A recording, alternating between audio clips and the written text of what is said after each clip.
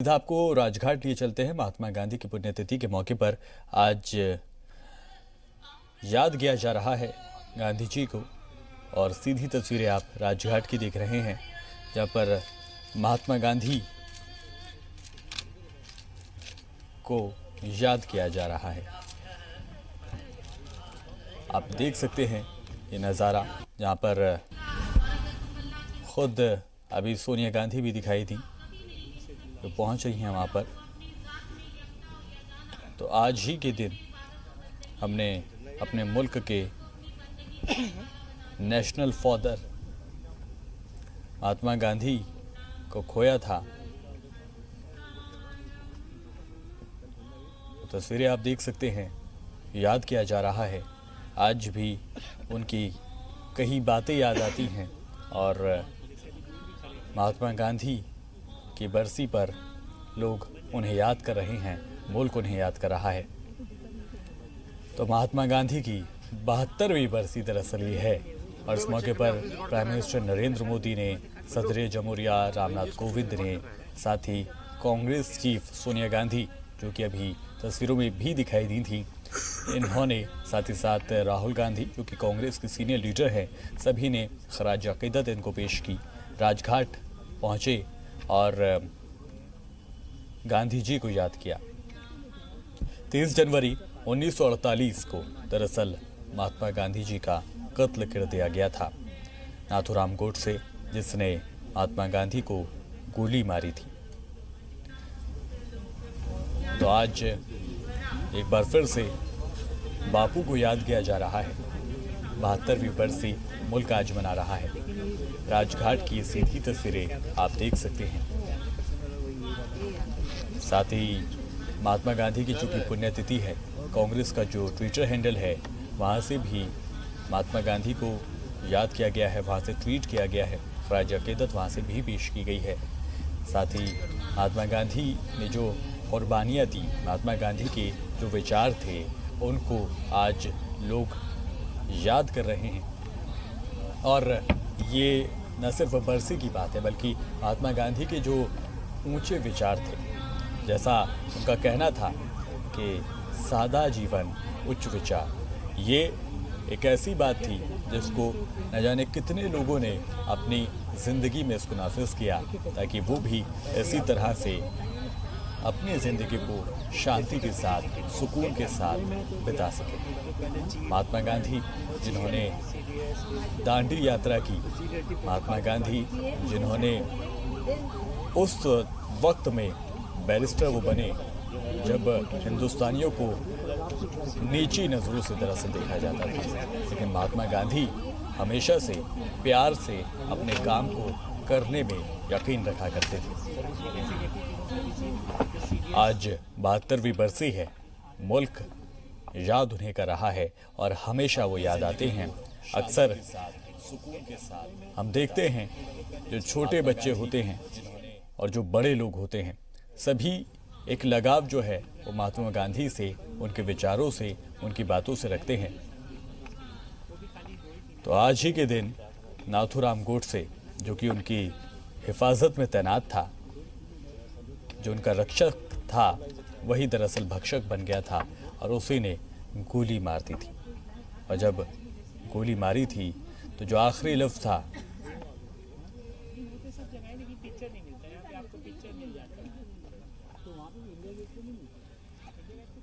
तो राजघाट की तस्वीरें आप देख रहे हैं। 30 जनवरी 1948 को जब नाथूराम गोडसे ने गोली महात्मा गांधी जी को मारी थी, तो महात्मा गांधी की जो जुबान से एक आखिरी लफ्ज़ निकला था वो था, हे राम। तो महात्मा गांधी की बरसी, 72वीं बरसी पर ये सीधी तस्वीरें हम राजघाट की आपको दिखा रहे थे। खबरों में आगे बढ़ेंगे। मुल्क भर में सीएए की मुखालफत जारी है। इस कानून के खिलाफ बुध को कई रियासतों में बंद बुलाया गया। इस दौरान कसीर तादाद में तलबा और सियासी जमातों के कारकुन सड़कों पर उतरे।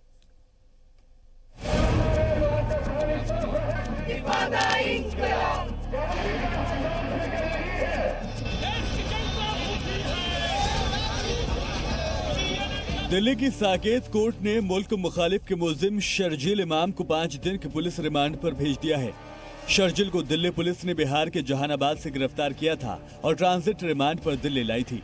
फिलहाल क्राइम ब्रांच शर्जील से पूछताछ कर रही है, लेकिन अभी तक पुलिस को शर्जील का मोबाइल फोन नहीं मिला है, जो उसके खिलाफ अहम सबूत साबित हो सकता है। वहीं दिल्ली के जंतर मंतर पर शर्जील इमाम की हिमायत में पोस्टर दिखाए गए। मंगल को अलीगढ़ मुस्लिम यूनिवर्सिटी में भी शर्जील की हिमायत में नारेबाजी हुई थी। इस दौरान शहरियत कानून के खिलाफ मुल्क भर में एहतजाज का दौर जारी है। बुध को कुछ तंजीमों ने भारत बंद का ऐलान किया था, जिसका मुल्क भर में मिला जुला असर दिखाई दिया। बिहार में वाम पार्टियों की जानिब से बुलाए गए भारत बंद की कई अपोजिशन की पार्टियों ने हिमायत की। एहतजाज से डाक बंगला चौराहा के आसपास ट्रैफिक ठप हो गया था। पुलिस ने लाठीचार्ज कर एहतजाजियों को यहां से हटाया। इस दौरान सीपीआई के अलावा आरएलएसपी और हम के कारकुनान सड़कों पर नजर आए, लेकिन आरजेडी और कांग्रेस के कारकुनान यहां नहीं दिखाई दिए। मगरिबी बंगाल के मुर्शिदाबाद में इन एहतजाज ने पुरतशद्दुद शक्ल इख्तियार कर ली। यहां पर एहतजाज के बीच देसी बम फेंके गए और गोलियां भी चलाई गई। इस दौरान 2 लोगों की मौत हो गई, जबकि एक शख्स बुरी तरह से जख्मी है। एनआरसी और सीएए के खिलाफ कलकत्ता यूनिवर्सिटी के तलबा ने एहतजाज का नया तरीका निकाला। यूनिवर्सिटी में टीएमसी स्टूडेंट यूनियन के लीडरान ने सरस्वती पूजा के पंडाल को सीएए की मुखालफत की तर्ज पर डिजाइन किया। सीएए के खिलाफ लगाए गए ममता बनर्जी के अलग अलग नारों का इस्तेमाल पंडाल की सजावट के लिए किया गया। महाराष्ट्र के कई शहरों में भी तशद्दुद हुआ। धुले में भारत बंद के दौरान 2 बसों में तोड़फोड़ की गई। पुलिस ने भीड़ को कंट्रोल करने के लिए हवाई फायरिंग की। यवतमाल में बहुजन क्रांति मोर्चा के भारत बंद के दौरान पत्थरबाजी पेश आई। पुलिस ने मौके पर पहुंचकर एहतजाजियों पर लाठीचार्ज किया। अकोला में भी एनआरसी और सीएए की मुखालफत में एहतजाजियों ने रास्ता रोका। पुलिस ने एहतजाजियों को हटाकर ट्रैफिक को फिर से शुरू कराया और कई लोगों को हिरासत में भी लिया गया। उधर महाराष्ट्र में शहरियत कानून को लेकर उद्धव सरकार में घमासान छिड़ गया है। एनसीपी और शिवसेना सीएए के खिलाफ असेंबली में तजवीज लाने से इनकार कर रही है, जिससे इस मांग को लेकर कांग्रेस कैबिनेट में अलग थलग पड़ गई है। कांग्रेस भी वही चाहती है और शिवसेना, ये जो अभी दोनों का प्रमुख पक्ष है मुख्यमंत्री जी के रूप में जो उद्धव जी है, उद्धव जी ने नागपुर के सेशन के वक्त जो महामोर्चा निकला था, उन सारे तमाम पार्टियों के नेताओं से, वहाँ के जिम्मेदारों से मोर्चे के बाद बात की कि आपको कोई घबराने की जरूरत नहीं, सरकार इसको लागू नहीं करेगा। इस बीच दिल्ली पुलिस ने 15 दिसंबर को जामिया इलाके में हुए तशद्दुद और आगजनी के 70 मुल्जिमों की तस्वीरें जारी की। सभी मुल्जिमों पर सरकारी इमलाक को नुकसान पहुंचाने की संगीन दफात में केस दर्ज किया गया है। जामिया तशद्दुद के दौरान बसें चलाई गई थी और सरकारी इमलाक को नुकसान पहुंचाया गया था। ब्यूरो रिपोर्ट, जी मीडिया। और मुल्क भर में सीएए और एनआरसी की मुखालफत के बीच कल जंतर मंतर पर भी सैकड़ों लोग इकट्ठा हुए और हुकूमत के खिलाफ जमकर नारेबाजी की। इस दौरान कई जाने माने चेहरे भी जंतर मंतर पर दिखाई दिए। एक रिपोर्ट आपको दिखाते हैं।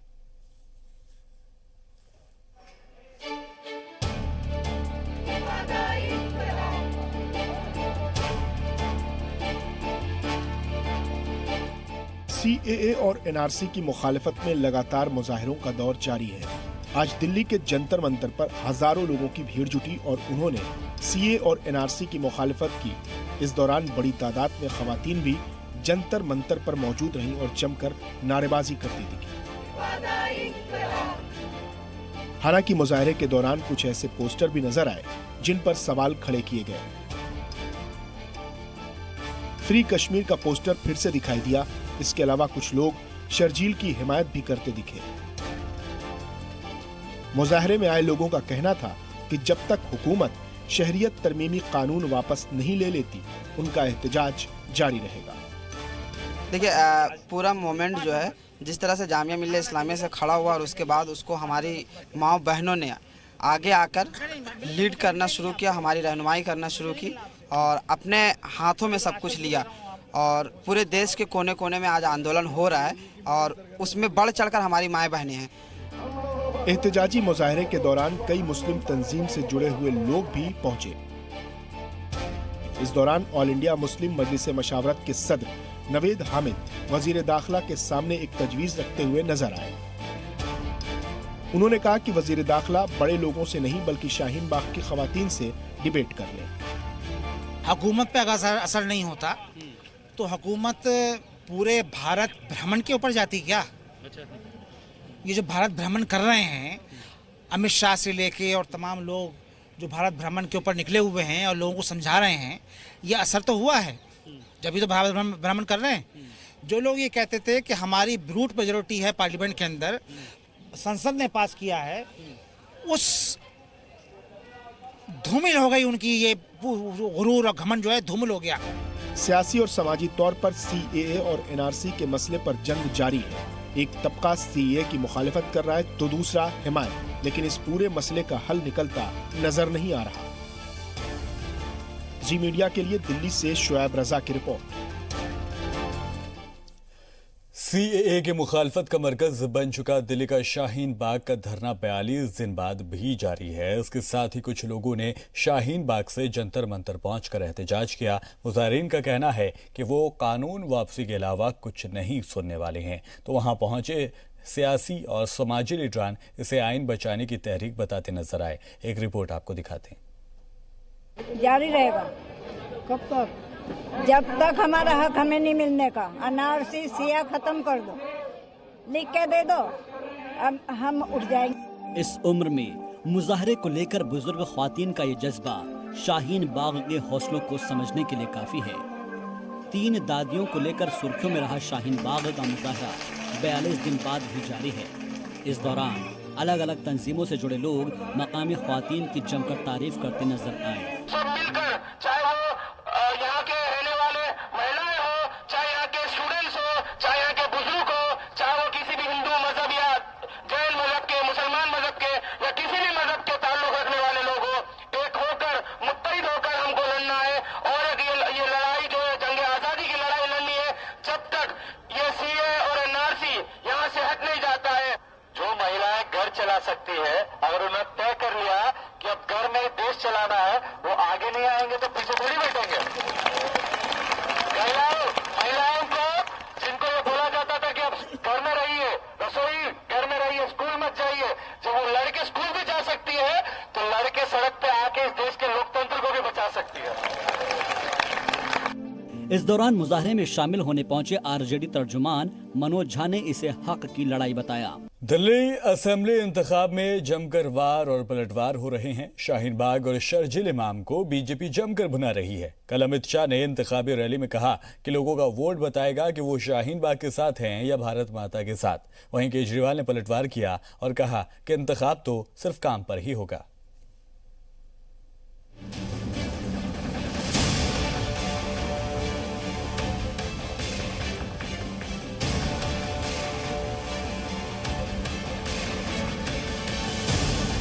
दिल्ली में कड़ाके की ठंड है, लेकिन दिल्ली का सियासी पारा बेहद गर्म है। आम आदमी पार्टी दिल्ली में अपने काम पर वोट मांग रही है, तो भारतीय जनता पार्टी राष्ट्रवाद और नरेंद्र मोदी के करिश्मे पर यकीन कर रही है। अमित शाह अपनी इंतखाबी रैलियों में बार बार शाहीन बाग का मुद्दा उछाल रहे हैं।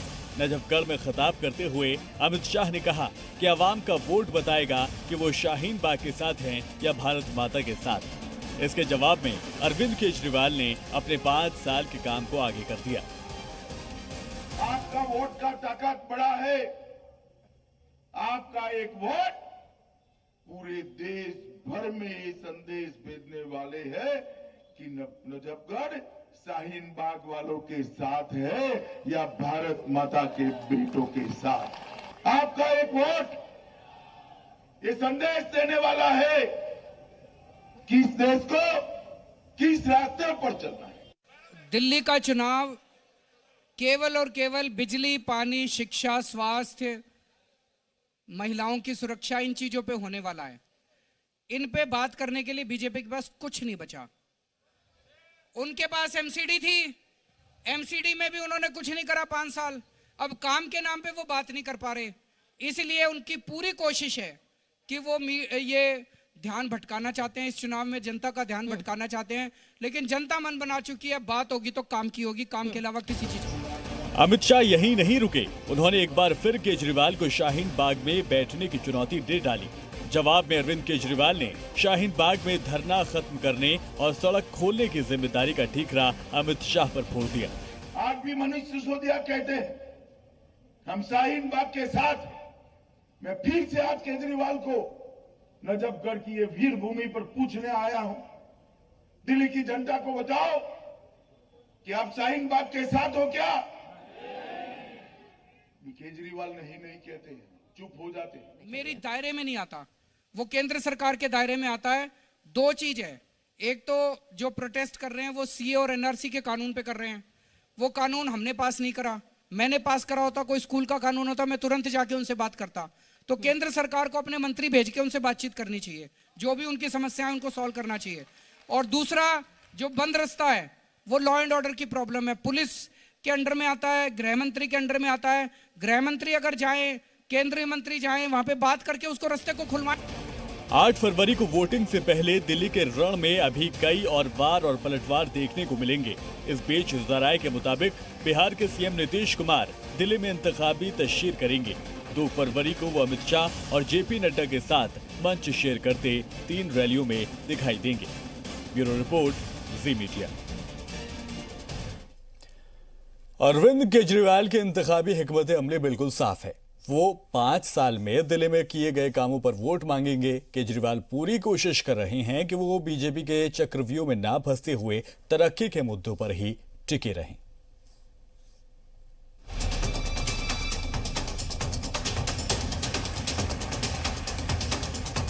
लेकिन जनता मन बना चुकी है, बात होगी तो काम की होगी, काम के अलावा किसी चीज। दिल्ली के सीएम अरविंद केजरीवाल दिल्ली में इंतखाबों पर जी मीडिया के खास प्रोग्राम में पहुंचे। केजरीवाल ने हर मुद्दे पर जवाब दिया। केजरीवाल सरकार के खिलाफ अपोजिशन जो मुद्दा उठा रहा है उसमें अहम है मुफ्त बिजली पानी की सहूलत। इस सवाल के जवाब में केजरीवाल ने दावा किया कि उनकी सरकार में करप्शन नहीं होता, इसीलिए आवाम का पैसा जो तरक्की के कामों के बाद बच रहा है उसे वो आवाम को ही लौटा रहे हैं। इतना पैसा जो है ये कहां से आया? ये इस वजह से आया क्योंकि दिल्ली के अंदर सरकारी कामों में भ्रष्टाचार खत्म कर दिया। हर काम में पैसा बचाने लग गए।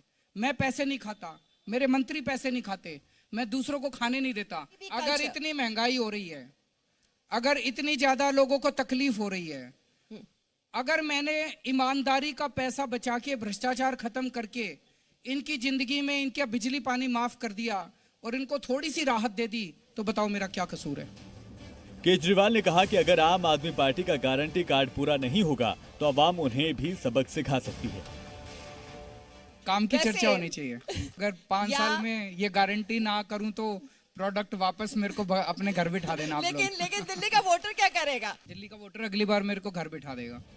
केजरीवाल ने दावा किया कि वो काम के दम पर जीतेंगे। उन्होंने कहा कि 5 साल बिजली, पानी, तालीम और सेहत पर किए कामों की वजह से अवाम उन्हें ज्यादा सीटें जिताएगी। केजरीवाल कहता है मैं स्कूल बनवाऊंगा, ये कहते हैं केजरीवाल को हराएंगे। मैं कहता हूं मैं अस्पताल बनवाऊंगा, ये कहते हैं केजरीवाल को हराएंगे। जब आपके पास आए ना आपसे बात करने, आप उनसे पूछना बाबूजी कौन से राज्य से आए, फिर वो बताएंगे यूपी से आए, गुजरात से आए। उनसे पूछना बाबूजी आपके यहाँ कितने घंटे बिजली आती है, वो कहेंगे 4 घंटे। बोलना जी हमारे यहाँ तो 24 घंटे बिजली आती है।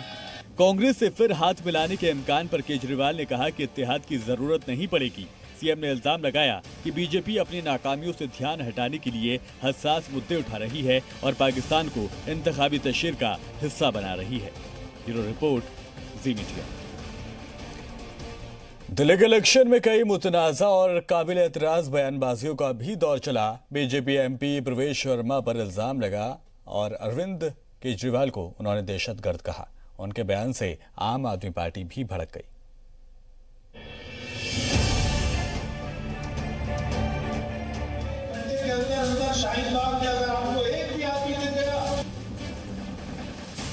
शाहीन बाग और वहां बैठे एहतजाजियों पर मुतनाज़ा बयान देने का मामला थमा भी नहीं था कि बीजेपी एमपी प्रवेश वर्मा पर एक और मुतनाज़ा बयान देने का इल्जाम लग गया। प्रवेश वर्मा पर इल्जाम है कि उन्होंने अरविंद केजरीवाल को दहशतगर्द कहा। दिल्ली में इंतखाबी तशहीर के दौरान भड़काऊ तकरीर देने के मामले में मरकजी वजीर अनुराग ठाकुर और प्रवेश वर्मा दोनों पर ईसी ने सख्ती दिखाई है। इलेक्शन कमीशन ने बीजेपी से दोनों लीडरान को स्टार तशहीरकारों की लिस्ट से हटाने के लिए कहा है। ईसी ने दोनों लीडरान को नोटिस जारी कर उनसे भी अपनी बात रखने को कहा है। हालांकि प्रवेश वर्मा का कहना है कि वो इंतखाबी तशहीर करते रहेंगे। शिकायत पर आयोग नोटिस तो भेजती ही है। अनुराग ठाकुर ने दिल्ली के रिठाला में और प्रवेश वर्मा ने मगरबी दिल्ली में इंतखाबी तशहीर के दौरान मुतनाज़ा बयान दिया था। कांग्रेस और आम आदमी पार्टी ने इलेक्शन कमीशन से इसकी शिकायत की थी। ब्यूरो रिपोर्ट, जी मीडिया। सीएए के मुद्दे पर भारत को डिप्लोमेटिक कामयाबी मिली है। यूरोपीय पार्लियामेंट में सीएए के खिलाफ लाई गई तजवीज पर वोटिंग टाल दी गई है। आज होने वाली वोटिंग अब 31 मार्च को होगी। Therefore, the vote on the resolution on India Citizenship Amendment Act 2019 is postponed to the March 2 part session.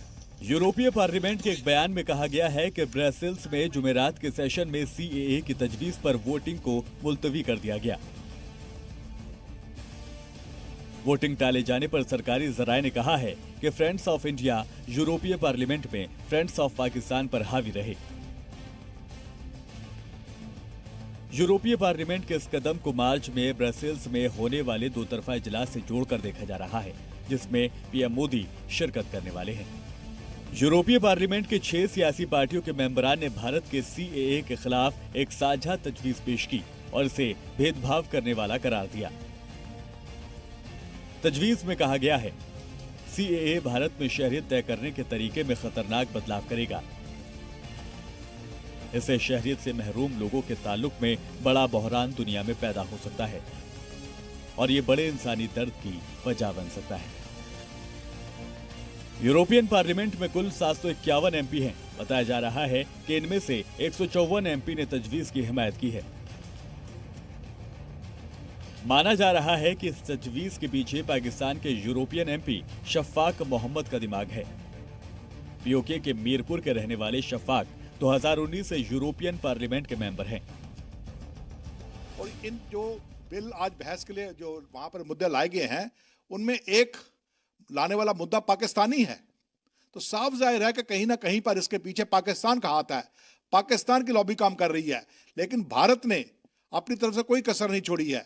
Bharat के स्पीकर, भारत की लोकसभा के स्पीकर श्री ओम बिरला ने साफ साफ शब्दों में यूरोपियन पार्लियामेंट के चेयरमैन को लिखा है कि ये जो आप कर रहे हैं, ये पार्लियामेंट्री यूनियन की जो कन्वेंशन है उसके खिलाफ है। भारत इस तजवीज पर पहले ही कड़ा रद्द-ए-अमल जाहिर कर चुका है। भारत ने यूरोपीय यूनियन से कहा है कि सीएए हमारा अंदरूनी मामला है। इस कानून को पार्लियामेंट में बहस के बाद जमहूरी तरीके से नाफिज किया गया है। भारत में शहरियत कानून 10 जनवरी को नाफिज किया गया था। उसके बाद से ही मुल्क भर में इसके खिलाफ एहतजाज हो रहे हैं। दूसरी तरफ भारत सरकार का कहना है कि नया कानून किसी की शहरियत नहीं छीनता है, बल्कि इससे पड़ोसी ममालिक में जुल्म का शिकार हुए अकलियतों की हिफाजत करने और उन्हें शहरियत देने के लिए लाया गया है। ब्यूरो रिपोर्ट, जी मीडिया। और सीएए की मुखालफत का मरकज बन चुका दिल्ली का शाहीन बाग का धरना 42 दिन बाद भी जारी रहा। इसके साथ ही कुछ लोगों ने शाहीन बाग से जंतर मंतर पर पहुंचकर एहतजाज किया। मुजाहिरीन का कहना है कि वो कानून वापसी के अलावा कुछ नहीं सुनने वाले हैं, तो वहां पहुंचे सियासी और समाजी लीडरान इसे आइन बचाने की तहरीक बताते नजर आए। आज भी जंतर मंतर पर ह्यूमन चेन बनाई जाएगी। तो कल जंतर मंतर पर पहुंची थी अच्छी खासी तादाद में लोगों की भीड़ और वहां पर उन्होंने एहतजाज किया था। साफ कर दिया था कि जब तक यह कानून वापस नहीं होगा वो लोग ऐसे ही डटे रहेंगे, वो ऐसे ही एहतजाज करते रहेंगे। और साथ ही आज इस मामले पर अपडेट ये है कि एक बार फिर से जो एहतजाजी हैं वो जंतर मंतर पर जाएंगे और ह्यूमन चेन जो है वो बनाने की तैयारी है। कल सियासी लीडरान भी वहां पर पहुंचे, साथ ही साथ जो समाजी लीडरान है वो भी वहां पर पहुंचे थे। इस खबर पर ज्यादा अपडेट के साथ शुएब रजा हमारे नुमाइंदे दिल्ली से हमारे साथ जुड़ गए हैं। शुएब रजा, आज भी एक बार तैयारी है, लेकिन उससे पहले जानना ये चाहेंगे कि कल क्या कुछ जंतर मंतर पर रहा।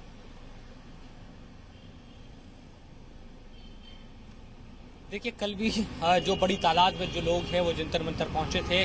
खास तौर पर उसमें ख्वातीन ज्यादा थी और वो लोग वहां पर प्रोटेस्ट करते नजर आए। इस दौरान हालांकि कई तरह के सवाल कुछ चीज़ों को लेकर उठे, जैसे सरजील की हिमायत में कुछ लोग थे, इसके अलावा फ्री कश्मीर का एक पोस्टर भी वहाँ नज़र आया और कई तरह की और बातें भी। लेकिन वहाँ बड़ी तादाद में जो लोग आए थे उनका यही कहना था कि सीए और एनआरसी की वो मुखालफत करते हैं और तब तक करते रहेंगे जब तक इस एक्ट को वापस नहीं लिया जाता और सरकार ये नहीं कहती कि एनआरसी नहीं आएगा। वो इस तरह की बात कह रहे थे।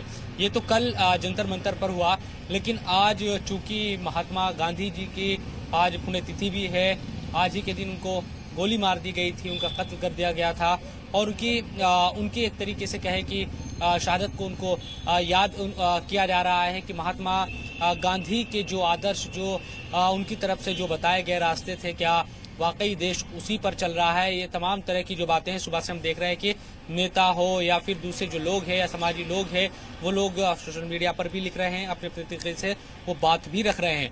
इस सब के दरमियान एक बड़ी बात जो आज कम से कम अगर बात करें तो जामिया मिल्लिया इस्लामिया यूनिवर्सिटी पर, क्योंकि मैं मौजूद हूँ यहाँ पर और 12 बजे का यहाँ टाइम एक मुकर्रर किया गया है कि 12 बजे एक बड़ा जो जुलूस है या रैली है कि उसकी शक्ल में तमाम जो यूनिवर्सिटीज़ के स्टूडेंट हैं, उसमें जामिया ही नहीं कई यूनिवर्सिटीज़ के जो स्टूडेंट हैं वो राजघाट की तरफ कूच करेंगे और वो एक पैदल यात्रा निकालने की तैयारी कर रहे हैं। हालांकि इस यात्रा या फिर कहे कि इस पैदल जो एक कॉल दी गई है कि पैदल वो चलकर जामिया से राजघाट तक पहुंचेंगे, उसकी इजाज़त दिल्ली पुलिस ने नहीं दी है। ये खबर सामने आ रही है क्योंकि दिल्ली पुलिस की तरफ से ये कहा जा रहा है कि 15 दिसंबर को जब तशद्दुद हुआ था जामिया और उसके आसपास, तब भी इसी तरह से लोग आगे बढ़े थे, जिसकी वजह से प्रॉब्लम क्रिएट हुई थी। तो वो इन छात्रों को आगे नहीं बढ़ने देगी, पुलिस का ये कहना है। हालांकि हमारी कुछ स्टूडेंट से बात हुई है, उनका भी ये कहना है कि अगर पुलिस उन्हें आगे नहीं जाने देगी तो वो जहां तक उनके जाने की इजाज़त होगी वो वहां तक जाएंगे, लेकिन उनका जो इरादा है वो राजघाट तक जाने का है। अब ये छात्र आगे बढ़ पाएंगे या नहीं और कितनी बड़ी तादाद, इसके अलावा दिल्ली में कई और जगहों पर भी कार्यक्रम है। राजघाट के आसपास ह्यूमन चैन बनाने की बात है। दोपहर के वक्त 3 बजे के करीब इस तरह की खबरें हैं कि जो पुरानी दिल्ली का इलाका है, चाहे वो गोलचा सिनेमा के आसपास का इलाका हो, तुर्कमान गेट का इलाका हो या फिर राजघाट के जितने आसपास के जो इलाके हैं वहाँ पर ह्यूमन चैन एक बनाई जाएगी। लाल किले पर भी खबर है कि वहाँ पर भी ह्यूमन चैन बनाई जाएगी और इस मामले में कम से कम महात्मा गांधी की क्योंकि पुण्यतिथि है तो राजघाट के आसपास एक तरीके से एक मैसेज लोगों को वहां से दिया जाएगा सीए और एनआरसी के खिलाफ, ये भी खबर है। तो ये 2-3 चीजें आज बड़ी दिल्ली में रहने वाली है, खासतौर पर क्योंकि शाहीन बाग पर भी कुछ रात के वक्त एक हिंदू सेना नाम की एक संगठन है, उसकी तरफ से ये कहा गया है कि वो 12 बजे शाहीन बाग पहुंचेंगे और उस रोड को खाली कराएंगे। इस तरह के जो पोस्टर है कल सोशल मीडिया पर भी वायरल हो रहे थे।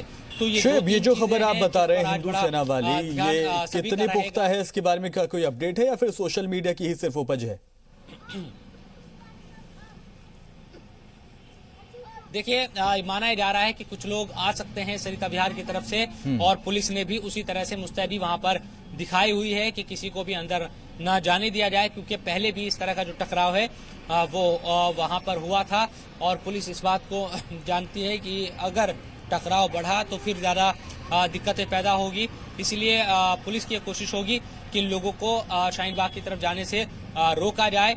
अब चूंकि 12 बजे का ही टाइम उन लोगों ने भी दिया हुआ है कि 12 बजे के करीब वो आएंगे, तो देखना होगा कि वो कितने लोगों को लेकर आते हैं, अगर आते हैं और पुलिस उनको कहां तक जाने की इजाज़त देती है तो वो भी एक मामला है। दूसरी तरफ जामिया के जो स्टूडेंट हैं वो राजघाट की तरफ पैदल यात्रा करने की तैयारी कर रहे हैं और इसके साथ साथ ह्यूमन चैन भी लाल किला, तुर्कमान गेट, गोलचा सिनेमा, उस तमाम इलाके में बनाने की तैयारी है। वो भी तकरीबन 3 बजे के बाद ये तमाम जो चीज़ें हैं वो नज़र आएगी।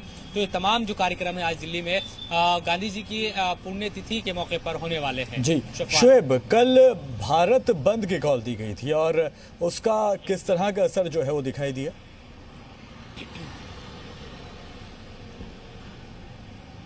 देखिए, वो कॉल किसकी तरफ से दी गई थी, क्या चीज़ें थी या कोई बड़ा संगठन उसके पीछे नहीं था। वो सिर्फ सोशल मीडिया पे हमने देखा कि लगातार जो पोस्टर है वो वायरल होते रहे कि कल भारत बंद है, 29 तारीख को भारत बंद है, ये तमाम चीज़ें सामने आती रही, लेकिन कोई भी बड़ी तंजीम या कोई भी बड़ा संगठन उसके पीछे नहीं था, इसलिए उसका कोई असर भी खास तौर पर दिल्ली की बात करें तो यहाँ बिल्कुल असर नहीं था। तमाम दुकानें खुली थी, तमाम जो लोग हैं वो अपने कामकाज को जा रहे थे और वो काम दिन भर करते रहे। उसके अलावा अगर उत्तराखंड में कुछ जगहों पर असर हमने देखा कि जो रुड़की है या आसपास के जो इलाके थे वहाँ के बाजार बंद रहे। कुछ जगहों पर और भी खबर आई कि वहाँ पर लोगों ने अपनी मर्जी से बाजार को बंद रखा सीए की मुखालफत करते हुए, लेकिन फोर्सफुली या किसी संगठन के कहने पर मुझे नहीं लगता कि कहीं भी बाजार इस तरह से बंद हुए हो। लोगों ने अपनी मर्जी से अगर दुकानें या बाजार बंद रखे तो वो एक अलहदा बात है। तो कुल मिलाकर ये कहा जा सकता है कि बहुत बड़ा असर तो उस चीज का नहीं था, लेकिन आज जरूर शुएब, आज जो प्रोग्राम है उसकी तैयारी कब से होगी, कब लोग जो हैं वहां पर पहुंचना शुरू होंगे, क्या कुछ जानकारी इस पर है?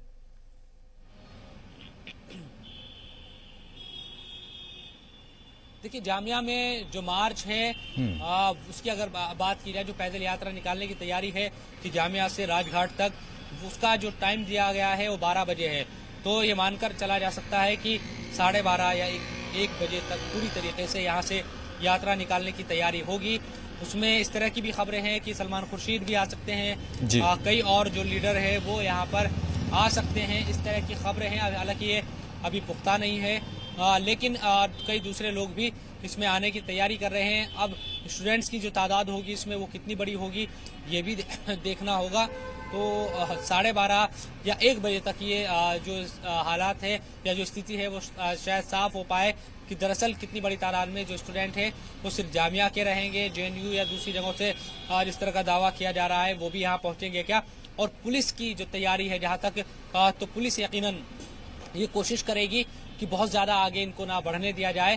तो इसीलिए, क्योंकि पहले भी अगर बड़ी तादाद में सड़क पे लोग जुटते हैं तो पहले भी इस तरह के मामले आए जब तशद्दुद हो जाता है या कुछ लोग ऐसे उनमें शरारती तत्व भी शामिल हो जाते हैं या उसमें कहीं ना कहीं दिखाई देते हैं कि वो तशद्दुद कर देते हैं और फिर पूरा जो माहौल है वो ख़राब होता है।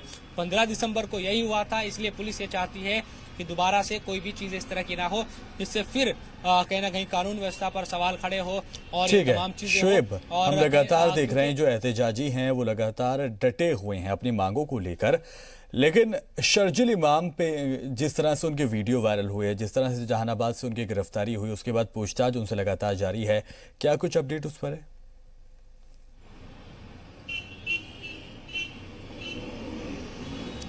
देखिए, शर्जिल इमाम को कल दिल्ली की जो साकेत कोर्ट है उसने 5 दिन की कस्टडी में भेज दिया। तो जाहिर सी बात है कि पुलिस उससे पूछताछ करेगी और ये तमाम जो चीज़ें हैं, जो भी हमने वीडियो देखे शर्जिल इमाम के, क्या शर्जिल इमाम का क्योंकि जो बैकग्राउंड है वो तो सबको पता चल गया कि किस कहाँ से शर्जिल इमाम का ताल्लुक है। IIT से वो पढ़ा है, जेएनयू में पढ़ाई कर रहा है, ये तमाम चीज़ें हैं। लेकिन शुएब, एक तबका ऐसा भी है जो शर्जिल इमाम की हिमायत कर रहा है, उनकी हिमायत में मार्च निकालने की तैयारी थी।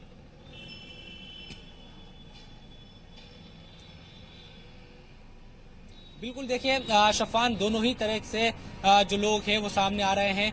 बड़ा तबका मुखालफत में है शर्जिल इमाम की, लेकिन कुछ लोगों का ये भी कहना है कि वो शर्जिल इमाम के साथ है। हम सोशल मीडिया पर भी देख रहे हैं, जामिया और जेएनयू में छोटे छोटे जो मार्च है वो भी उसके बाहर, जामिया के बाहर से तस्वीरें सामने आई थी कि वहाँ पर उसकी हिमायत में कुछ लोग आए थे। जेएनयू में तमाम जो कुछ स्टूडेंट्स थे उन्होंने भी उसकी हिमायत की है। इसके अलावा कल हमने जंतर मंतर पर भी देखा कि कुछ लोग शर्जिल इमाम की हिमायत करते नजर आ रहे थे।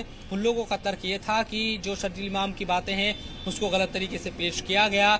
ये उन लोगों का तर्क है। वो ये भी कहते दिखे कि शर्जिल इमाम ने चक्का जाम करने की बात की थी, कट करने का मकसद उसका ये था। तो तमाम तरह की जो बातें हैं वो कही गई, लेकिन चूंकि मामला अब अदालत में है और वो उसकी गिरफ्तारी हो गई है तो जाहिर सी बात है कि वहाँ पर हमने ये भी देखा जब जहानाबाद से शर्जिल को गिरफ्तार किया गया था तो उसने ये जानकारी दी। उसके हामियों का ये कहना था दरअसल शर्जिल ने खुद सरेंडर किया, गिरफ्तारी नहीं हुई है। उसके बाद सुरक्षा एजेंसियों का क्या कुछ कहना है जो पूछताछ कर रही हैं?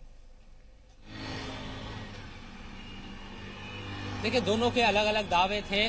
शर्जिल इमाम ने सोशल मीडिया पर एक तस्वीर डाली थी और ये कहा था कि वो सरेंडर करने जा रहे हैं। पुलिस ये कहती है कि उसने गिरफ्तार किया है, वो तमाम तरह के दावे अपने अपने इस मामले में सामने आए। लेकिन अभी यही है कि कल उसको साकेत कोर्ट में पेश किया गया। साकेत कोर्ट ने 5 दिन की कस्टडी पुलिस को दे दी है। जाहिर सी बात है, तो अब उससे पूछताछ हो रही है और 5 दिन में क्या निकल कर सामने आता है, पुलिस की तरफ से किस तरह की बातें आती है, वो बताता क्या है, जब उससे पूछताछ की जाएगी। तमाम बातों को लेकर अब इंतजार करना होगा। और चूंकि अब मामला अदालत में चला गया है, तो दरअसल क्या उसकी जो बातें हैं वो उसके कितना सजा का वो हकदार है, क्या चीजें हैं, तमाम तरह की जो बातें हैं वो अब कोर्ट को ही डिसाइड करना है। कोर्ट ही इस बात का फैसला करेगा। तो एक 4 दिन तक जरूर ये बात थी कि उसकी गिरफ्तारी नहीं हो पा रही थी और पुलिस पर सवाल उठ रहे थे, लेकिन पुलिस ने उसके बाद मुस्तैदी दिखाई, तमाम तरह की जो भी दबिश या दबाव बनाया जा सकता था उस तरह से बनाया और उसके बाद सर्जिल इमाम पुलिस की हिरासत में आ गया। कल कोर्ट में पेश कर दिया गया। अब मामला कोर्ट में है। बहुत शुक्रिया शुएब, इस तमाम जानकारी के लिए। ज्यादा अपडेट के लिए फिर एक बार आपसे जुड़ेंगे। बहुत बहुत शुक्रिया फिलहाल के लिए। तो सीधा अब आपको राजघाट लिए चलते हैं। जैसा कि हमने बताया कि गांधी जी की बरसी के मौके पर राजघाट पर आज पहुंचे हैं और बीजेपी के लीडर लालकृष्ण आडवाणी यहाँ पर पहुंचे हैं, जिन्होंने खराज अकीदत पेश की है। इससे पहले भी कई दीगर लीडर पहुंचे थे और लगातार लीडरान के पहुंचने का सिलसिला जो है वो जारी है।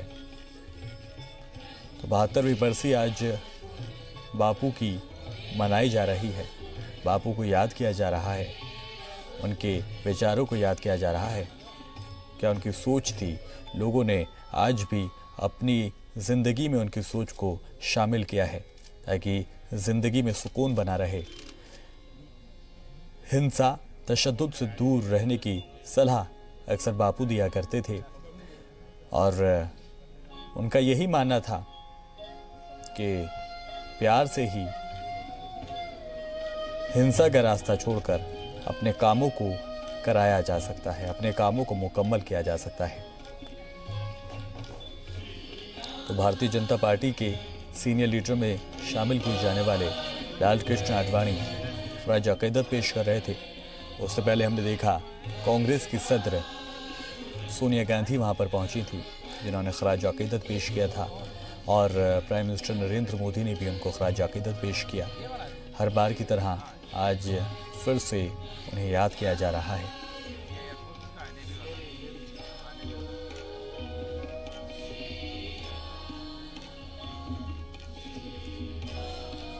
तो आर्मी चीफ भी अब यहाँ पर खराज अकीदत पेश कर रहे हैं और दूसरी तस्वीर में आप सोनिया गांधी जी को देख सकते हैं, जिन्होंने अब से कुछ ही देर पहले खराज अकीदत पेश की थी, गांधी जी को याद किया था और उनको न सिर्फ बड़े लीडरान बल्कि हर एक हिंदुस्तानी आज याद कर रहा है। उनकी बातें, उनकी यादें हमें आज भी हमारे जहन में, हमारे दिल में वो जगह बनाए हुए हैं। महात्मा गांधी जिन्होंने कई तहरीक चलाई और आज़ादी में जिस तरह से उन्होंने अपना ताउन दिया था, वो हिंसा के पूरी तरह से ख़िलाफ़ थे, वो तशद्दुद के पूरी तरह से ख़िलाफ़ थे। आप देख सकते हैं साबिक पीएम यहाँ पर खराज अकीदत पेश करने पहुँचे थे। तो सुबह से ही ये सिलसिला चल रहा है। जब मनमोहन सिंह पहुंचे थे खराज अकीदत पेश करने के लिए और आर्मी चीफ ने भी अभी तस्वीरें आप देखी कि जिस तरह से खराज अकीदत पेश किया गया,